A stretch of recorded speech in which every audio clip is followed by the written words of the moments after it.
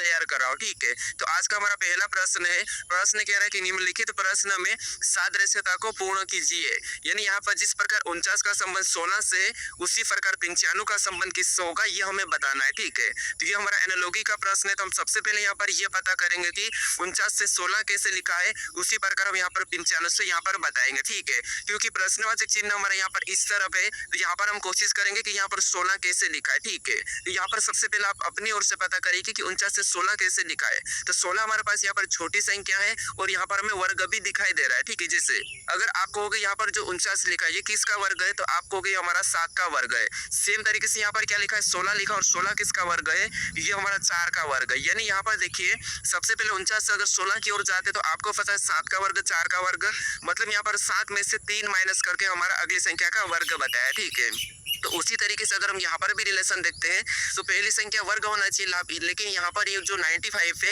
ये किसी का भी वर्ग नहीं है, ठीक है। ये लॉजिक तो यहाँ पर नहीं लगेगा। तो फिर हम यहाँ पर अंतर ही देख लेते। जैसे अगर हम यहाँ पर 49 से 16 की ओर जाते तो यहाँ पर माइनस कितना किया है, तो यहाँ पर माइनस 33 किया है। कितना किया है, 33 किया, ठीक है। अगर हम सेम तरीके से यहाँ पर भी 95 में से 33 को माइनस करते हैं, ठीक है, सेम तरीके से करना है। तो यहाँ पर 95 में से 33 को माइनस करेंगे तो हमारे पास यहाँ पर कितने बचेंगे, 62 बचेंगे। तो जो प्रश्नवाचक चिन्ह यानी कि 95 का संबंध किससे होना चाहिए, 62 से होना चाहिए। तो ऑप्शन में देखिए कहां पर है, तो ऑप्शन नंबर सी में दिया है। ऑप्शन नंबर सी हमारा यहाँ पर सही जवाब होगा, ठीक है। अब चलिए हम बढ़ते हैं प्रश्न 2 पे। बस आप लॉजिक को समझिए, ठीक है। अब दूसरे नंबर का प्रश्न दिया, ये भी हमारा एनालॉजी का ही प्रश्न है। एनालॉजी के 3 टाइप बनते हैं, एक तो नंबर एनालॉजी, फिर हमारा यहाँ पर अक्षर एनालॉजी, उसके बाद हमारा होता है शब्द एनालॉजी, ठीक है। तो ये हमारा अक्षर वाला है। तो यहाँ पर भी कह रहा है कि निम्नलिखित प्रश्न में सादृश्यता को पूर्ण कीजिए। यानी यहाँ पर जिस प्रकार ईयर का और ईयर का संबंध यहाँ पर UAWN से है, उसी प्रकार मंथ का संबंध किससे होगा ये हमें बताना है, ठीक है। तो हमारा पहला तरीका क्या है कि इनका जो आपस में जो संबंध है, जो रिलेशन है वो पता करना है, फिर सेम तरीके से हमें यहाँ पर बताना, ठीक है। तो प्रश्नवाचक चिन्ह हमारे यहाँ पर इस तरफ है, तो हम क्या करेंगे, यहाँ पर ये लेटर कैसे लिखे इनसे वो हम पता करेंगे, ठीक है। क्योंकि यहाँ पर हमारे पास समानुपात है तो आपको इनका संबंध इनसे नहीं पता करना है, ठीक है। आपको क्या करना है, इनके दो के बीच में संबंध पता करना। तो यहाँ पर देखिए आप हमारे पास अल्फाबेट है और अल्फाबेट में आपको पता है या तो माइनस हुआ होगा या प्लस हुआ होगा या फिर इनका विपरीत लिखा होगा, यही होगा, ठीक है। पीछे से देखो या आगे से देखो या क्रॉसिंग मेथड। तो सबसे पहले हम आगे से देखते हैं एक एक को। अगर हम यहाँ पर वाई से क्या करते हैं, यू को देखते हैं, ठीक है। तो यहाँ पर क्या हो रहा है, तो आप कहोगे वाई 25 पे यू 21 के मतलब यहाँ पर -4 हुआ है, ठीक है। उसके बाद अगर हम यहाँ पर ई से ए को देखते हैं तो यहाँ पर क्या हुआ, तो आपको यहाँ पर भी 4 माइनस किया है। अगर हम यहाँ पर ए से डब्ल्यू को देखेंगे तो यहाँ पर भी -4 किया है। अगर हम यहाँ पर देखिए ए से डब्ल्यू मतलब ए 1 नंबर पे, डब्ल्यू 23 नंबर पे माइनस किया तो क्या होगा डब्ल्यू। उसके बाद आर से एन को देखेंगे तो आर हमारा 18 पे, एन 14 में, मतलब यहाँ पर भी 4 माइनस। नहीं, आपको यहाँ पर क्या दिखाई दे रहा है, ईयर में क्या कर रहा है, यहाँ पर लेटर में 4 माइनस 4 माइनस 4 माइनस हो रहा है। तो हम भी यहाँ पर मंथ का बताएंगे तो क्या करेंगे, इनमें भी लेटर में 4 माइनस कर लेंगे। तो जिससे अगर हम यहाँ पर एम में 4 माइनस करेंगे तो एम 13 पे आता है, 4 माइनस करेंगे तो 9 और 9 नंबर पे आई आता है, ठीक है। आई अगर हम ऑप्शन में देखेंगे तो यहाँ पर नहीं है, इसमें भी नहीं है और ए में भी नहीं है। तो ऑप्शन नंबर हमारा बी ऑटोमेटिक सही जवाब होगा। लेकिन हम यहाँ पर चेक करते हैं, ठीक है। और आपको पता हम ये क्लास कैसे टाइप वाइज करवा रहे हैं, भले ये प्रैक्टिस सेट आपको सरल लगेगा लेकिन धीरे धीरे लेवल बढ़ेगा, ठीक है। उसके बाद यहाँ पर भी हम 4 माइनस करेंगे, ठीक है। इसमें हमने 4 माइनस किया, अब यहाँ पर भी 4 माइनस करते हैं। तो ओ 15 पे 4 माइनस करेंगे तो क्या होगा। उसके बाद एन 14 नंबर पे आता है, इसमें भी 4 माइनस करेंगे 10 होंगे और 10 नंबर पे जे आएगा। उसके बाद देखिए टी 20 नंबर पे आता है, इसमें भी 4 माइनस करेंगे 16 और 16 नंबर पे पी आएगा। एच में भी 4 माइनस करेंगे तो एच हमारा 8 नंबर पे आता है, 8 में से 4 माइनस करेंगे तो यहाँ पर हो जाएगा डी, ठीक है। तो यही वाला हमारा मैच हुआ है। तो ऑप्शन नंबर कौन सा वाला, बी वाला यहाँ पर सही जवाब होगा, ठीक है। कौन सा, ऑप्शन नंबर बी। तो ये जो मैं प्रैक्टिस सेट चला रहा हूँ, इन प्रैक्टिस सेट को आप डेली देखिए, पूरा देखिए, क्योंकि इन प्रैक्टिस सेट में उन्हीं प्रश्नों को लिया हूँ जो बार बार परीक्षाओं में पूछे जा रहे हैं और पूरे टाइप वाइज आपका क्लियर हो जाएगा, ठीक है। कोई सी भी टाइप अगर एग्जाम में पूछी तो आप उन्हें आसानी से कर लोगे, इसीलिए इन प्रैक्टिस सेट को मिस मत करना, ठीक है। अब चलिए हम बढ़ते हैं प्रश्न 3 पे।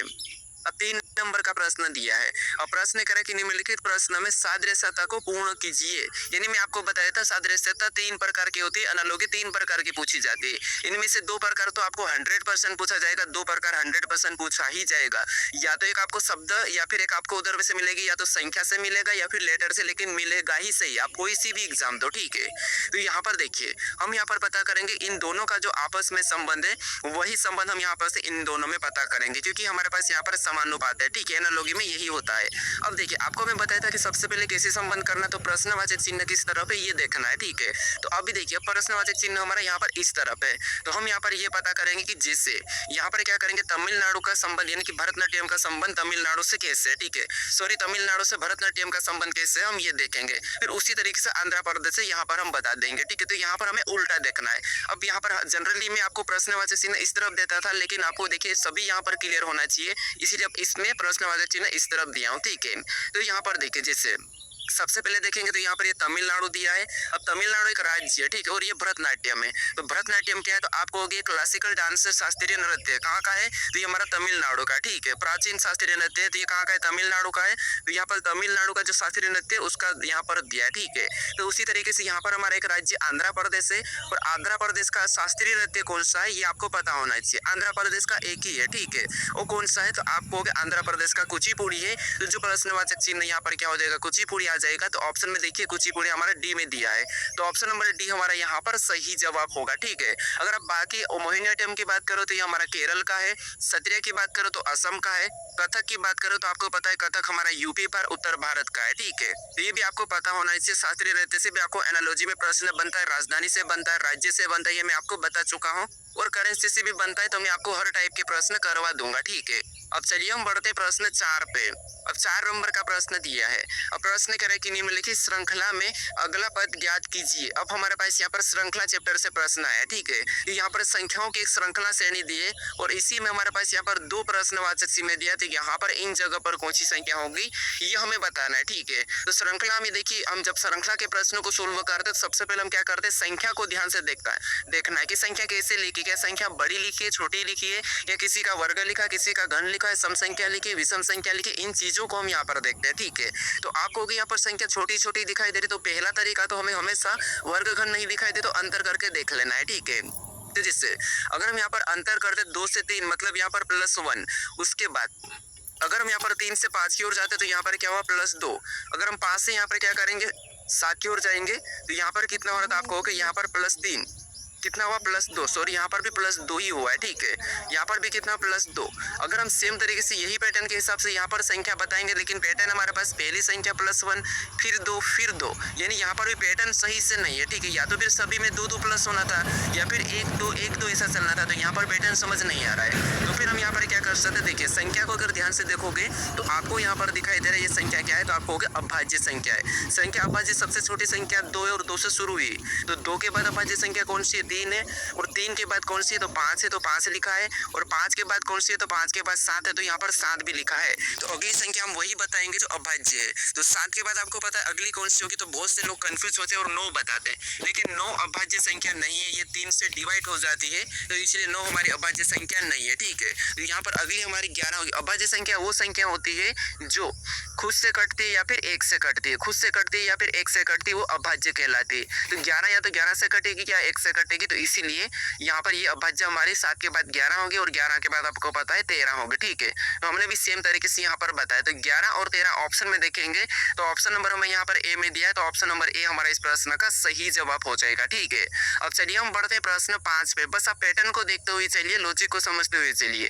अब 5 नंबर का प्रश्न दिया है, और प्रश्न करें कि निम्नलिखित श्रृंखला में अगला पद ज्ञात कीजिए। ये भी हमारी श्रृंखला ही है, और श्रृंखला के भी आपको पता है ज्यादा से ज्यादा 3 प्रकार बनते हैं। एक तो नंबर यानी कि संख्या वाली श्रृंखला, एक लेटर वाली श्रृंखला, एक हमारी होती है पूर्ण करना होता है, वो भी आगे आएगी, ठीक है। तो यहाँ पर हमारी लेटर वाली, और लेटर वाली में आपको पता है ABCD में या तो माइनस हुआ होगा, प्लस हुआ होगा, या फिर उनका विपरीत लिखते हुए चला होगा, यानी एक छोड़ के एक देखना, ये चीजें होती है, ठीक है। तो ये सारा मैं कवर करवा दूंगा, आप हर प्रैक्टिस सेट में हर टाइप को याद रखें, ठीक है।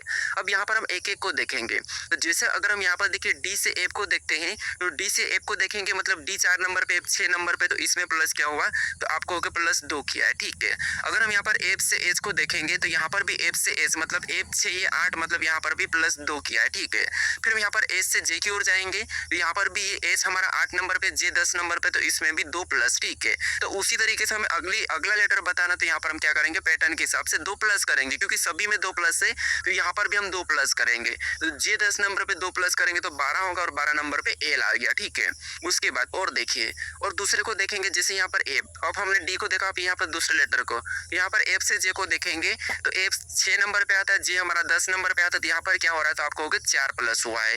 फिर हम यहाँ पर जे से एन को देखेंगे तो जे हमारा 10 नंबर पे, एन 14 नंबर पे, मतलब यहाँ पर भी 4 प्लस हुआ है। फिर एबीसीडी में एन 14 नंबर पे, यहाँ पर आर लिखा है, मतलब 18 नंबर पे आर आता है, तो यहाँ पर भी 4 प्लस हुआ है।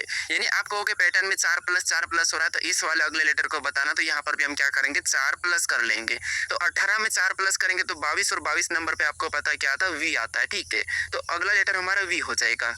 फिर और देखिए, फिर हम लास्ट वाले लेटर को देखेंगे, तो यहाँ पर देखिए लास्ट वाला लेटर क्या है, के है। तो यहाँ पर अगर के से क्यू की ओर जाते हैं तो यहाँ पर के 11 नंबर पे, क्यू हमारा 17 नंबर पे, मतलब यहाँ पर प्लस 6 किया है, ठीक है। कितना किया, प्लस 6। उसके बाद हम क्यू से डब्ल्यू की ओर जाते हैं तो यहाँ पर क्यू 17 नंबर पे और डब्ल्यू 23 नंबर पे, मतलब यहाँ पर भी प्लस 6। उसके बाद डब्ल्यू से सी की ओर जाएंगे तो डब्ल्यू 23 पे, ये 3 नंबर पे, मतलब यहाँ पर भी हमारा कितना हो रहा है, तो यहाँ पर भी प्लस 6 हुआ है। तो अगर हमें अगला लेटर बताना तो यहाँ पर भी पैटर्न के हिसाब से हम क्या करेंगे, प्लस 6 कर लेंगे। तो सी 3 नंबर पे आता है, 6 जोड़ेंगे तो 9 होगा, और 9 नंबर पे आपको पता है आई आता है, ठीक है।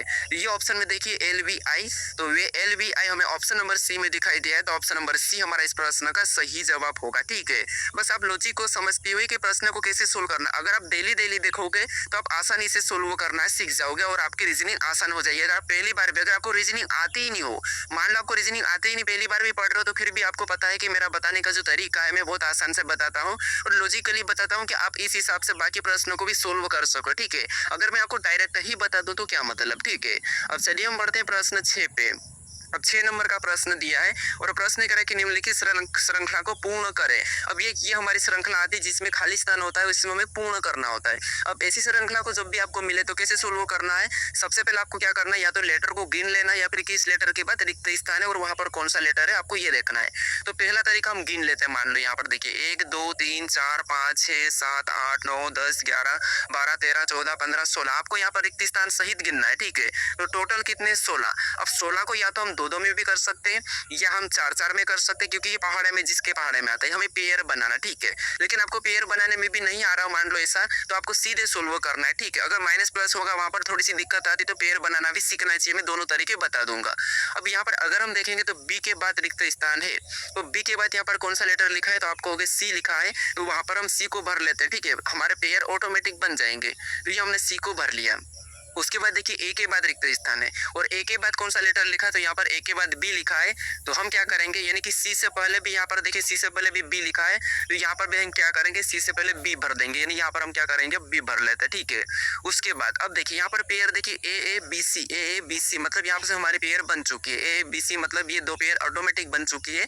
तो यहाँ पर भी हमारा जब रिपीट हो गया तो हम क्या करेंगे, बना देंगे पेयर। तो अब यहाँ पर डबल ए, तो यहाँ पर भी ए भर में डबल ए, यानी ए बी सी, यहाँ से एक पेयर और बनी, यानी यहाँ पर भी ए बी सी, यहाँ पर बी को भर देंगे तो ए बी सी। अब देखिए हमारी पेयर समान बनना चाहिए, याद रखना हमेशा आप ऐसे प्रश्नों को सोल्व करोगे तो पेयर समान बनना चाहिए, या तो प्लस वाली भी बन सकती है लेकिन ज्यादातर समान बनती। जैसे यहाँ पर भी ए बी सी, यहाँ पर भी ए बी सी, यहाँ पर भी ए बी सी, यहाँ पर भी ए बी सी, ठीक है। यानी समान पेयर बनी, तो हमने कौन कौन से लेटर को भरा वो हम यहाँ पर लिख लेंगे, ठीक है।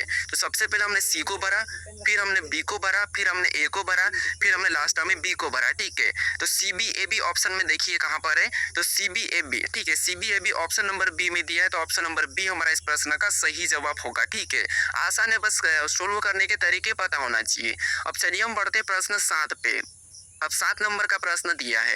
अब प्रश्न करें कि दिए गए विकल्पों में से असंगत अक्षर समूह को चुनिए, यानी ये हमारा असंगत यानी कि वर्गीकरण का प्रश्न है, क्लासिफिकेशन का प्रश्न है। और इसमें से भी एक प्रश्न आपको 100% देखने को मिलेगा, 100%। कोई सी भी एग्जाम दो आपको असंगत का भिन्न का प्रश्न देखने को ही मिलेगा। याद रखना, चाहे UP police, MP police, railway की एग्जाम दो, चाहे आप एसएससी की कोई सी भी एग्जाम दो, आपको 100% देखने को मिलेगा। ये हमारा लेटर वाला, इसमें भी 3 टाइप पूछती है, शब्द वाला पूछता है, लेटर वाला पूछता है, संख्या वाला पूछता है।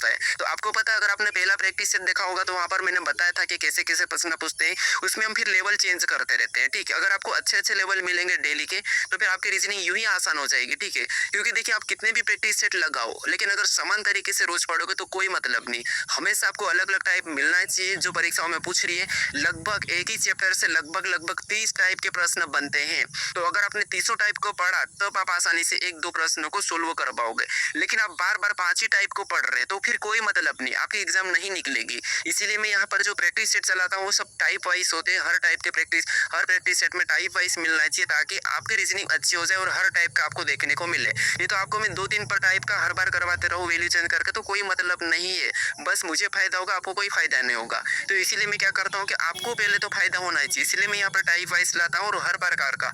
अब रीजनिंग में ऐसे जहाँ वहाँ से उठा के नहीं लाता हूँ, यहाँ पर मैं देखता हूँ कि पैटर्न क्या है, यानी कि अभी के एग्जाम में कैसे प्रश्न पूछ रहे हैं और एक ही चैप्टर में कितनी लॉजिक है, कितने प्रकार के प्रश्न है, तो उनको मैं सभी को करवाने की कोशिश करता हूँ। ऐसे नहीं कि मैं आपको 1-2 प्रश्न बार बार वही करवाऊँ, क्या ही मतलब। ऐसा होता तो आज मैं हजारों वीडियो डाल देता हूँ, लेकिन नहीं, मैं कोशिश करता हूँ भले मैं एक दिन लेट डालूँ वीडियो, भले मैं एक दिन लेट वीडियो डालूँ, लेकिन आपको अच्छा कंटेंट दूँ और अच्छे प्रश्न दूँ। मतलब नहीं है डेली वीडियो डालना या डेली कुछ करना। अगर प्रैक्टिस कर रहे तो एक दिन छोड़ भी देंगे तो चलेगा, लेकिन प्रश्न हमेशा लेवल वाला होना चाहिए। भले आपको ये प्रश्न सरल लग रहे, लेकिन अगर आप लास्ट तक चलोगे तो आपको मिलेगा कि हाँ, हमने कुछ लेवल के प्रश्नों को देखा है। ठीक है, सरल सम कठिन की ओर आए हैं, ये आपको देखने को मिलेगा। ठीक है, तो यहाँ पर देखिए हमारे पास लेटर वाला है। लेटर वाले में आपको मैं बताया था कि या तो आपको क्या करना है, देखना है कि क्या किसी के ये विपरीत वाले लेटर है, या फिर विपरीत वाले अगर नहीं दिखाई दे तो सीधे आपको क्या करना है, आसान भाषा में समझ लिखे उनको संख्याओं में लिख लेना है, उनकी प्लेस वैल्यू। ठीक है, यहाँ पर तो हमें विपरीत दिखाई दे रहा है, जैसे आपको पता है कि यहाँ पर एच का विपरीत क्या है, एच है, यानी ये दोनों आपस में विपरीत है। ठीक है,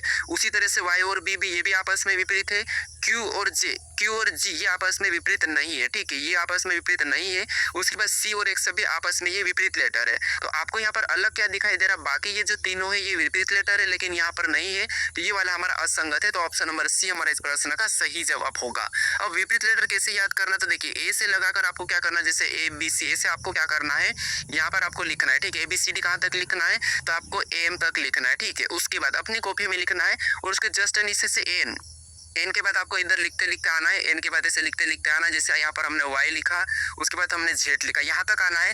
तो इनके जो आमने सामने जो लेटर वो एक दूसरे के विपरीत होंगे। जैसे यहाँ पर देखिए बी का वाई, हमने भी यहाँ पर बी का वाई, ये एक दूसरे के विपरीत है। तो ये आप बीच में से आप ऐसे लिख के आप ये याद जरूर कर लेना। ठीक है, ऐसे लिखना तो आपको ऑटोमेटिक एक दूसरे के विपरीत दिख जाएंगे। जैसे यहाँ पर, जैसे मैंने यहाँ पर लिखा वैसे लिख लेना है। ठीक है, और इनकी प्लेस वैल्यू कैसे याद करना वो भी मैं आपको बता दूंगा। थोड़ा सा देखिए, जैसे मान लो मैं प्लेस वैल्यू कैसे याद करवाता हूँ आपको। जैसे मान लो ये आर है, अब आर कितने नंबर पे आता है, तो पहले तो आर को देखिए। आर पता है आपको थोड़ा बीच में आता है, और आपको पता है 1 से 26 तक संख्या होती है, ABCD के लेटर होते हैं। तो आर कैसा दिखाई दे रहा था, आप थोड़ा सा इसको ऐसा राउंड कर दोगे तो 8 जैसा दिखेगा, मतलब ये 18 नंबर पे आता है। मैं बस आपको याद ऐसे कर पाऊंगा कि आप लेटर को देख के ही बता दोगे कि ये लेटर कितने नंबर पे आता है। ये मैं बता दूंगा, अलग से वीडियो बनाऊंगा। ठीक है, अब चलिए हम बढ़ते हैं प्रश्न 8 पे।